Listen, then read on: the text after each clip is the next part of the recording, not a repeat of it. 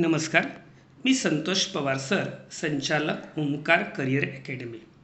या व्हिडिओ लेक्चरमध्ये आपण इंग्रजी व्याकरणातील अत्यंत महत्त्वाचा घटक ॲक्टिव्ह अँड पॅसिव्ह व्हॉइस याचा अभ्यास करणार आहोत.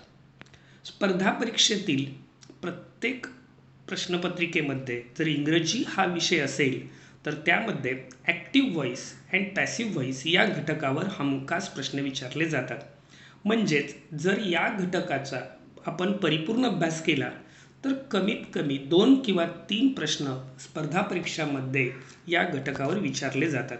या घटकाचा अभ्यास करण्यापूर्वी टेन्सेसच्या ज्या रचना आपण पाहिल्या, मागील काही 13 व्हिडिओ लेक्चर्समध्ये आपण टेन्सेसच्या सर्व रचना पाहिल्या.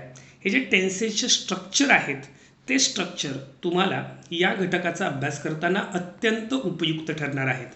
त्यामुळे ज्या विद्यार्थ्यांनी टेन्सेसचे स्ट्रक्चर किंवा टेन्सेसचे सर्व व्हिडिओज अभ्यासले नसतील तर त्यांनी सर्वप्रथम आपल्या कमेंट बॉक्समध्ये दिलेल्या लिंक्समध्ये जाऊन हे मागील सर्व व्हिडिओ व्यवस्थित अभ्यासावे आणि त्यानंतर मग ॲक्टिव्ह व्हॉइस आणि पॅसिव्ह व्हॉइस ही संकल्पना समजणे आणखी सोपे होईल. तर पाहूया active and passive voice. What is the active voice? कशाला ॲक्टिव्ह व्हॉइस असं म्हटलं जातं? ॲक्टिव्ह व्हॉइस समजण्यापूर्वी आपण प्रयोग ही संकल्पना समजून घेऊ. व्हॉइसलाच मराठीमध्ये प्रयोग असं म्हटलं जातं. कर्ता, कर्म, क्रियापद यांच्या परस्पर संबंधाला प्रयोग असे म्हणतात. म्हणजेच जर वाक्यातील क्रियापद कर्त्यानुसार बदलत असेल तर त्याला कर्तरी प्रयोग म्हणतात, कर्मानुसार बदलत असेल तर त्याला कर्मणी प्रयोग म्हणतात आणि कर्त्यानुसारही बदलत नसेल, कर्मानुसारही बदलत नसेल तर त्यास भाव्य प्रयोग म्हणतात. हे तुमच्यापैकी बऱ्याच जणांना मराठीमध्ये माहिती आहे.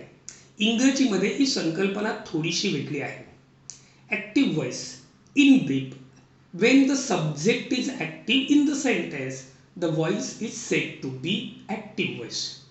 जर समजा एखाद्या वाक्यातील कर्ता प्रमुख असेल, कर्ता सक्रिय असेल तर त्या वाक्यातील रचनेला आपण ॲक्टिव्ह व्हॉइस असं म्हणतो.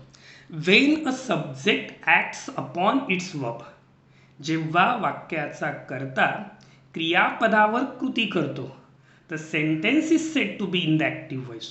त्यावेळेला त्या वाक्याला आपण ॲक्टिव्ह व्हॉइसमधलं वाक्य म्हणतो. In the active voice the sentence begins with the subject. Active व्हॉइसमध्ये वाक्याची सुरुवात ही कर्त्याने होते, then the verb and then the object. In brief the sentence pattern is subject plus verb plus object. If the sentence pattern is subject plus verb plus object, then the sentence is said to be in the active voice. जर वाक्याची रचना subject verb plus object अशी असेल तर त्या वाक्यरचनेला आपण active voice असं म्हणतो. In the sentence Peter broke the cup. In this sentence who broke the cup? Peter. Peter is the subject. What did Peter break the cup? The cup is an object. It means that the subject performs the action and the object receives the action. Active voice मध्ये subject is the performer of the action. कर्ता हा कृती करतो and the object is the receiver of the action. आणि object हा ती कृती सोसत असतो, सहन करत असतो. म्हणजे Peter broke the cup. Cup फोडण्याची क्रिया पीटर करून घडली आणि ती कुणावर घडली तर कर्मावर म्हणजे कपवर घडली आणि त्यामुळे ह्या रचनेला आपण ॲक्टिव्ह व्हॉइस असं म्हणतो. थोडक्यात आपण ज्या 12 काळांच्या रचना अभ्यासल्या ह्या सर्व रचना ॲक्टिव्ह व्हॉइसमधील आहेत. What is the passive voice? when a subject is being acted upon, the sentence is said to be in the passive voice. जर समजा कर्त्यावर कृती केली जात असेल, म्हणजेच अशा वाक्यांच्या मध्ये साहजिकच कर्ता सक्रिय असत नाही, कर्ता महत्त्वाचा असत नाही, तर sentence begins with the object. वाक्याची सुरुवात कर्माने होते. As a result the subject becomes less important आणि त्यामुळे कर्त्याचं महत्त्व कमी होतं. अशा वेळेला आपण जी रचना वापरतो त्याला पॅसिव्ह व्हॉइस असं म्हटलं जातं. बघा, when a subject is being acted upon, The sentence is said to be in the passive voice. In the passive voice, the subject is not important and the sentence begins with an object. वाक्यातला कर्ता महत्त्वाचा नसतो आणि वाक्याची सुरुवात जेव्हा कर्माने होते त्यावेळेला आपण त्या वाक्याला पॅसिव्ह व्हॉइस असं म्हणतो. या संपूर्ण लेक्चरमध्ये आपण पॅसिव्ह व्हॉइसच्या रचना कशा तयार केल्या जातात हे अभ्यासणार आहोत. यामध्ये तुमच्या लक्षात येईल, the cup was broken by Peter. In this sentence the sentence begins with the object. वाक्याची सुरुवात कर्माने झाली आणि मग ही सुरुवात कर्माने झाल्यामुळे साहजिकच त्या ठिकाणी आपल्याला हेल्पिंग वर्ब वापरावं लागलं. त्यानंतर ब्रोकन हे मेन वर्ब आलं, त्यानंतर बाय हे प्रिपोजिशन आलं आणि शेवटी सब्जेक्ट आला. मराठीमध्ये जो नवीन कर्मणी किंवा कर्मकर्तरी प्रयोग आहे तो इंग्रजीमधल्या पॅसिव्ह व्हॉइसमधून घेतलेला आहे. म्हणजे पीटरने कप फोडला हे ॲक्टिव्ह व्हॉइस असेल तर कप पीटरकडून फोडला गेला अशी जी आपण रचना करतो त्या रचनेला पॅसिव्ह व्हॉइस असं म्हटलं जातं. यामध्ये साहजिकच कप पीटरकडून फोडला गेला असं म्हणताना आपण वाक्याची सुरुवात द कप या ऑब्जेक्टनी करतो. फोडला गेला असं संयुक्त क्रियापद येतं, त्यामुळे या ठिकाणी हेल्पिंग वर्ब म्हणून टू बीचं रूप वापरलं जातं. त्यानंतर V3 मुख्य क्रियापदाचं तिसरं रूप, त्यानंतर बाय हे शब्दयोगी अव्यय आणि त्यानंतर वाक्याचा सब्जेक्ट आपण वापरतो. थोडक्यात या ठिकाणी आपण वाक्याची सुरुवात कर्माने केल्यामुळे वाक्याची रचना बदलते. पण यामध्ये एक महत्त्वाची गोष्ट लक्षात ठेवा, the passive construction is possible. The passive construction is possible in the sentence with transitive verb, that is verb having an object. जर वाक्यामध्ये कर्म असेल तर आणि तरच त्या वाक्याचे रूपांतर आपल्याला पॅसिव्ह व्हॉइसमध्ये करता येते. जर ते वाक्य अकर्मक असेल तर ते पॅसिव्ह व्हॉइसमध्ये केले जाऊ शकत नाही. त्यामुळे या ठिकाणी शी क्लीन द रूम या वाक्यात आपल्या लक्षात येतं, she clean the room. Who clean the room? She is the subject. What did she clean? The room. The room is the object. मग हे पॅसिव्ह व्हॉइसमध्ये करत असताना आपण साहजिकच वाक्याची सुरुवात ऑब्जेक्टने करतोय, द रूम, त्यानंतर हेल्पिंग वर्ब वॉज, त्यानंतर पास्ट पार्टिसिपल, त्यानंतर बाय आणि त्यानंतर आपण सब्जेक्ट वापरला. अर्थात सब्जेक्ट या ठिकाणी पॅसिव्ह व्हॉइसमध्ये असल्यामुळे द्वितीय विभक्तीमध्ये म्हणजेच ऑब्जेक्टिव्ह किंवा अक्युजेटिव्ह केसमध्ये वापरलेला आहे. तर अशा प्रकारे या वाक्यामध्ये द रूम हे ऑब्जेक्ट असल्यामुळे आपण त्याचं पॅसिव्ह व्हॉइसमध्ये रूपांतर करू शकलो. म्हणजे if the sentence is assertive and having transitive verb then only we can convert it into passive voice. जर वाक्य विधानार्थी असेल आणि त्यामध्ये कर्म असेल तरच त्याचं पॅसिव्ह व्हॉइसमध्ये रूपांतर केलं जातं. The verbs that don't take the object are called intransitive verbs. ज्या क्रियापदांना वाक्यार्थ पूर्ण करताना कर्माची आवश्यकता लागत नाही अशा क्रियापदांना आपण इंट्रान्झिटिव्ह वर्ब्स असं म्हणतो. This type of sentences cannot be change into the passive voice. अशा प्रकारची वाक्य आपण पॅसिव्ह व्हॉइसमध्ये बदलत नाही. थोडक्यात ही वाक्य गती, स्थिती, वस्तुस्थिती आणि स्थित्यंतर दर्शवितात. उदाहरणार्थ, he ran fast. In this sentence the action begins with the subject and it is limited to the subject itself. तो जोरात धावला. धावण्याची क्रिया कर्त्याजवळ सुरू होते आणि कर्त्यापाशीच लोप पावते. म्हणजेच थोडक्यात in this sentence we cannot find out the object. या वाक्यात आपण कर्म शोधूनच काढू शकत नाही. It means that we cannot convert this sentence into passive voice. या वाक्याचं पॅसिव्ह व्हॉइसमध्ये रूपांतर केलं जाऊ शकत नाही. अगदी त्याच प्रकारे दुसरं वाक्य आहे, she laugh loudly. The action of laughing is limited to the subject itself. It begins with the subject and ends with the subject. क्रिया कर्त्याजवळ सुरू होते, कर्त्यापाशीच लोप पावते. ती मोठ्याने हसली. ती कितीही मोठ्याने हसली तरी सुद्धा the action of laughing is limited to the subject itself. हसण्याची क्रिया ही केवळ कर्त्यापुरती मर्यादित आहे आणि त्यामुळे हे इंट्रान्झिटिव्ह वर्ब असणारं इंट्रान्झिटिव्ह सेंटेन्स आहे आणि मग असं वाक्य आपण पॅसिव्ह व्हॉइसमध्ये बदलत नाही. किंवा ही वेंट अवे या वाक्यामध्ये सुद्धा जाण्याची क्रिया ही कर्त्यापुरती मर्यादित आहे. She is a clever girl या वाक्यातलं क्रियापद हे स्टॅटिक वर्ब आहे, स्थिती दर्शवतं. If the sentence has a static verb then we cannot convert it into the passive voice. जर वाक्यामध्ये एखादं स्थितीदर्शक क्रियापद असेल तरीसुद्धा आपण त्याचं पॅसिव्ह व्हॉइसमध्ये रूपांतर करू शकत नाही. म्हणजेच पॅसिव्ह व्हॉइसमध्ये रूपांतर करताना त्या वाक्यामध्ये कर्म असणं अत्यंत अत्यावश्यक आहे. Transformation of active into passive. Active व्हॉइसचे रूपांतर पॅसिव्ह व्हॉइसमध्ये करण्याचे काय नियम आहेत हे थोडक्यात आपण अभ्यासू. यामध्ये पहिलं वाक्य आपण वाचलं तर आपल्या लक्षात येतं, आय राईट अ लेटर. मी पत्र लिहितो. या वाक्यामध्ये आय राईट अ लेटर या वाक्यात आय इज द सब्जेक्ट. कारण जर आपण वाक्यातील क्रियापदाला हूने प्रश्न विचारला, हू राईट अ लेटर, तर उत्तर आय येतं, म्हणजे इट इज द सब्जेक्ट. जर आपण वाक्यातील क्रियापदाला व्हॉटने प्रश्न विचारला, व्हॉट डू आय राईट, तर उत्तर अ लेटर असं येतं, म्हणजे it is an object. Right denotes an action, it means that it is a verb. म्हणजेच या ठिकाणी sentence pattern subject verb plus object असं आहे. म्हणजेच the sentence is said to be in the active voice. हे वाक्य active व्हॉइसमध्ये आहे असं आपण म्हणतो.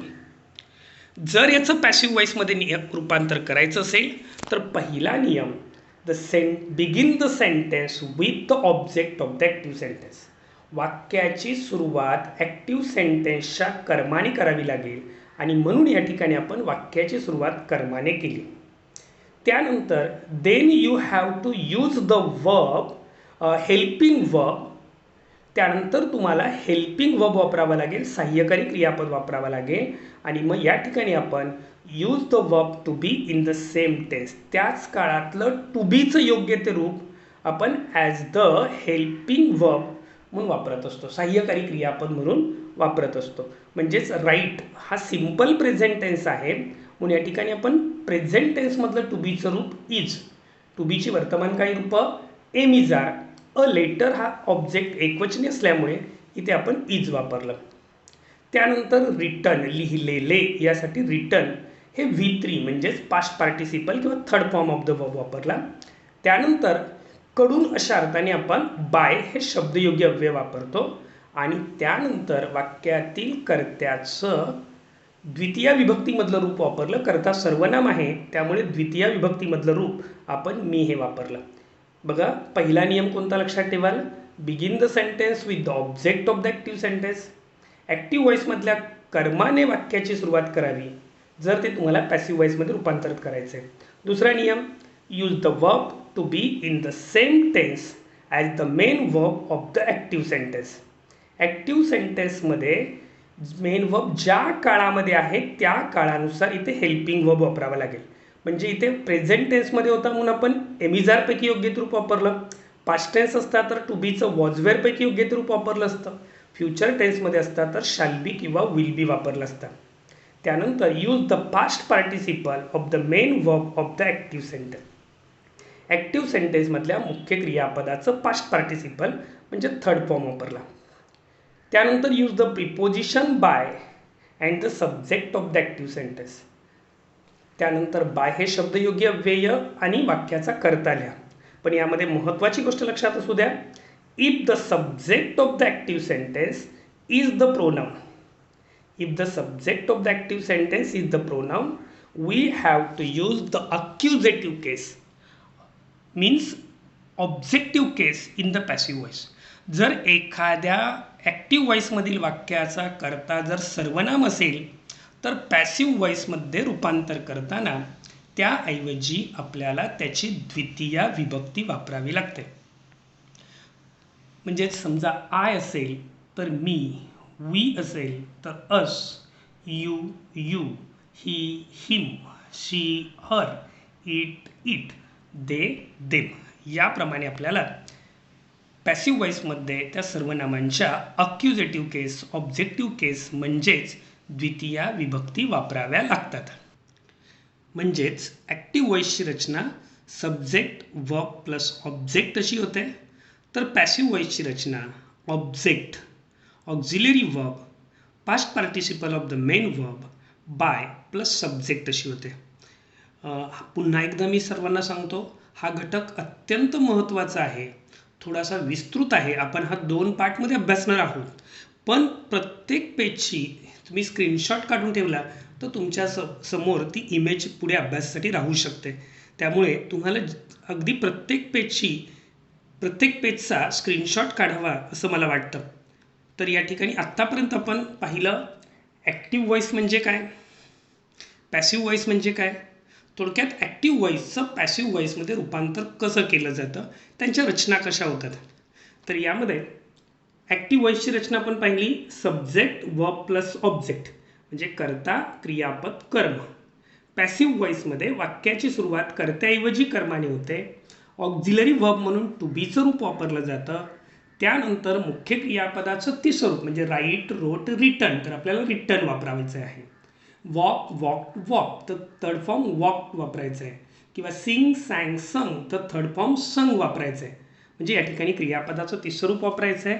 त्यानंतर बाय, त्यानंतर सब्जेक्ट वाक्याचा कर्ता.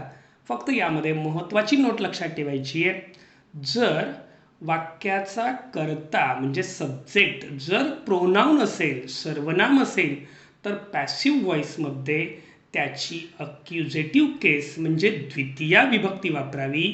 जसे आय ऐवजी मी, वी ऐवजी अस, यू ऐवजी यू, ही ऐवजी हिम, शी ऐवजी हर, इट ऐवजी इट, दे ऐवजी देम.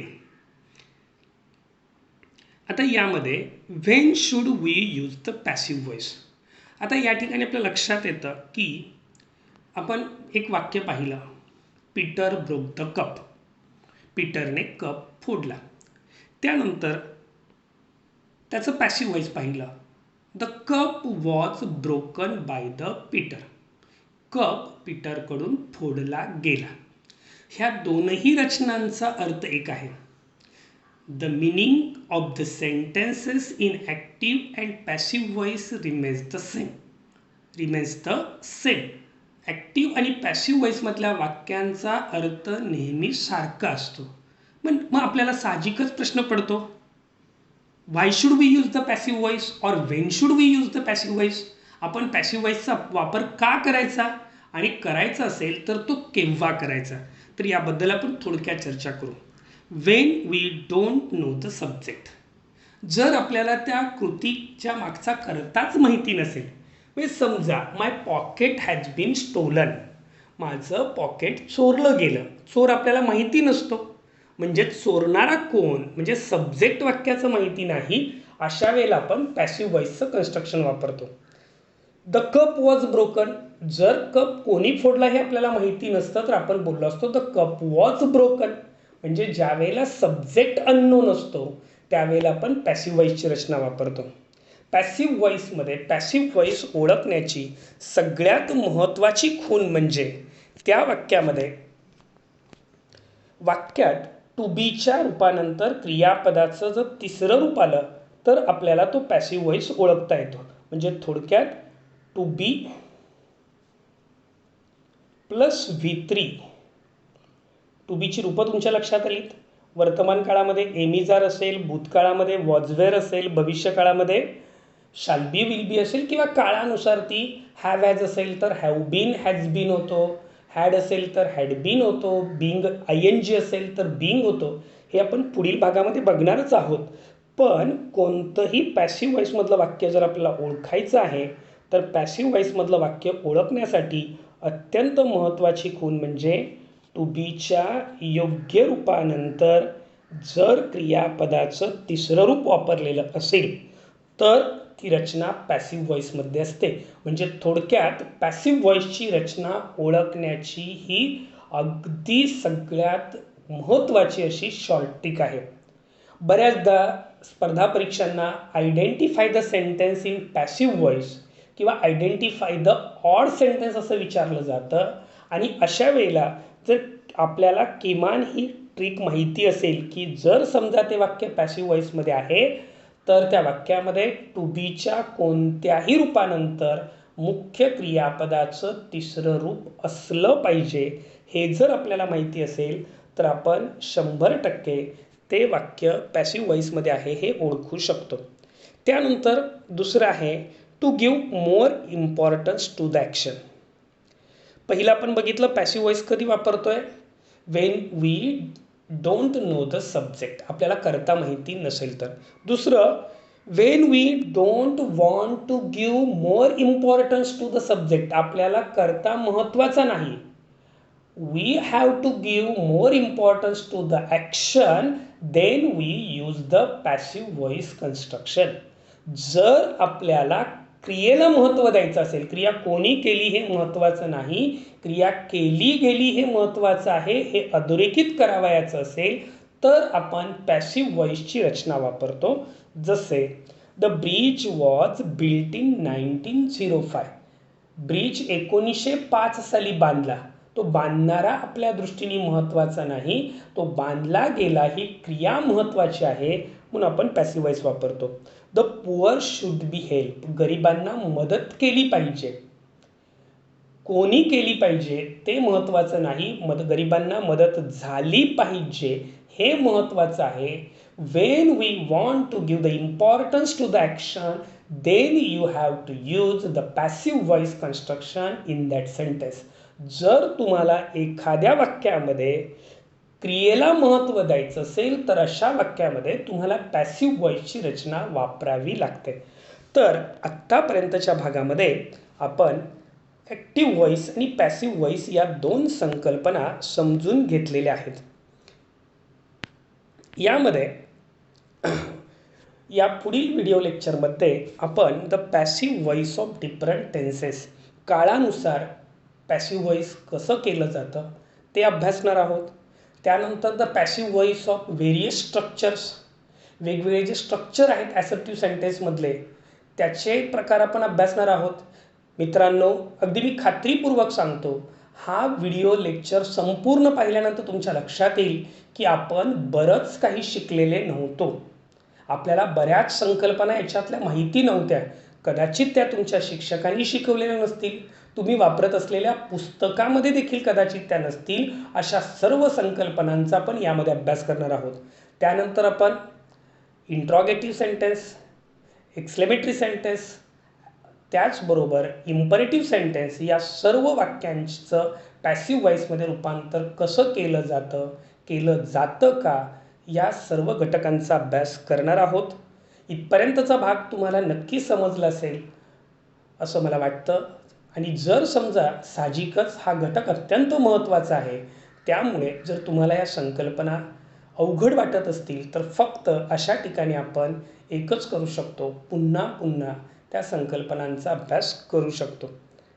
तर या ठिकाणी आपण ॲक्टिव्ह व्हॉइसचा पहिला पार्ट पूर्ण केलेला आहे. पुढील व्हिडिओ लेक्चर्समध्ये आपण उरलेले ॲक्टिव्ह व्हॉइसचे कन्सेप्ट पूर्ण करणार आहोत. धन्यवाद. या व्हिडिओ लेक्चरमधील सर्व संकल्पना माझ्या कंप्लीट इंग्लिश ग्रामर या पुस्तकातील आहेत. अधिक संदर्भ पुस्तक म्हणून तुम्ही या पुस्तकाचा अभ्यास करू शकता.